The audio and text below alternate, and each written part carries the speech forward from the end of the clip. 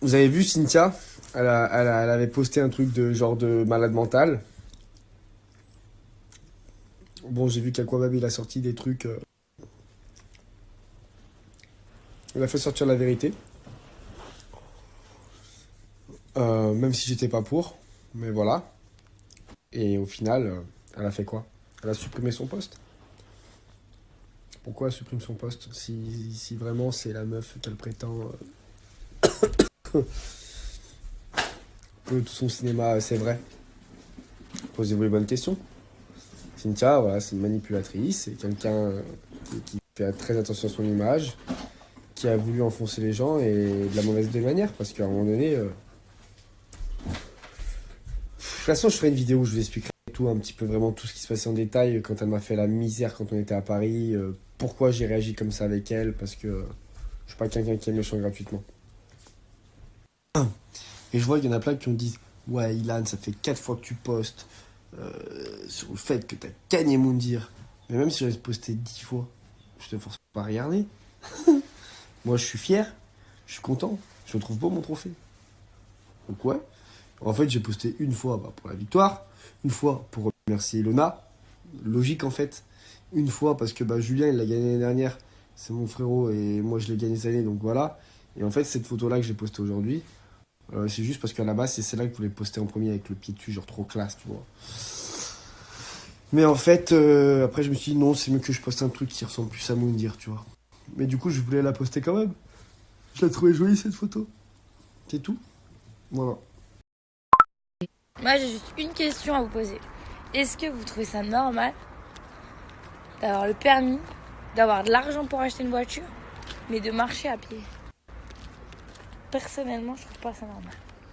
Et ça faisait longtemps que je marchais plus à pied parce que mes copines, elles ont toutes le permis. Donc, vu que j'ai des super copines, elles me posent partout.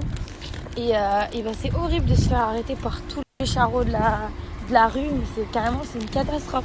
Ils sont tellement chiants. Ils klaxonnent, ils font des allées, ils font des retours. Ils te proposent leur nuque, tu dis non. Ils te le reproposent, tu dis non, jamais. Ils cassent trop les couilles. La vie de ma mère. C'est abusé tout à l'heure, je vous en ai pas filmé un. Il a fait l'aller-retour pour me regarder. Harry, il a fait l'aller-retour, il m'a regardé. Après, il a fait l'aller. Il m'a proposé son numéro. Il a dit, tu veux mon numéro? Déjà, j'ai dit, mais pas du tout. J'ai dit, non, merci. Il est parti, il a dit, ok, t'es charmant.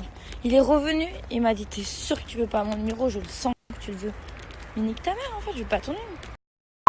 Petits amours de toute ma vie, petit message avant de partir faire ma pute à Monaco, voilà, parce que c'est le message que je viens de recevoir. Donc les gens qui prêtent leur téléphone à mon ex pour le laisser m'insulter ouvertement en me traitant de pute, comme d'ailleurs j'ai toujours été, apparemment à ses yeux, parce qu'il ne fait que répéter ce mot-là depuis des années.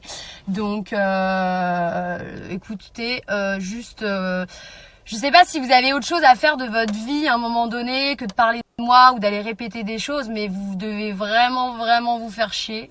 Et je suis désolée, je t'affiche un peu mon chéri, mais tu sais, tu m'as toujours dit que tu me mettais sur un piédestal, tu m'as toujours dit que tu me respectais, mais finalement tu m'as toujours insulté de pute. Donc les filles, si vous aussi, votre mec ou votre ex s'amuse à vous insulter tout le temps de pute, voilà, de pute, et ben barrez-vous, parce qu'au final... ce sera pas compliqué de trouver quelqu'un qui vous respecte plus. Voilà, bonne journée. Mais je suis choquée. Alors moi, je ne klaxonne jamais parce que ça ne sert à rien à part m'énerver moi-même. Mais là, la meuf devant moi, vous savez pas ce qu'elle faisait? Sans pression, une meuf en voiture devant moi, elle ouvre ses vitres. Bon, moi, je pensais qu'elle avait chaud. Pas du tout. Elle commence pas à jeter toute sa poubelle parce que sa voiture, c'était un déchet. Et elle a jeté je sais pas combien de morceaux de plastique par-dessus la fenêtre. J'ai halluciné. Je m'énerve jamais en voiture, mais là, j'avais envie de l'insulter. Heureusement que je me suis tapé le feu rouge. Franchement, mais honte à elle. Pauvre meuf. Grosse pauvre meuf. Et ceux qui font ça aussi, c'est ceux qui sont à Bali, là. Ils ont aucun respect pour la nature. Même si on croit que c'est tout sauvage et tout, les gens là-bas, ils sont pollués comme pas possible. Polluants, pollués. Bref, c'est pareil. Bref, donc en fait, la route, ce n'est pas une poubelle. Donc tu t'arrêtes ou tu te mets dans un coin et tu jettes après. Ça ne sert à rien de jeter comme ça. Hein. C'est la même chose.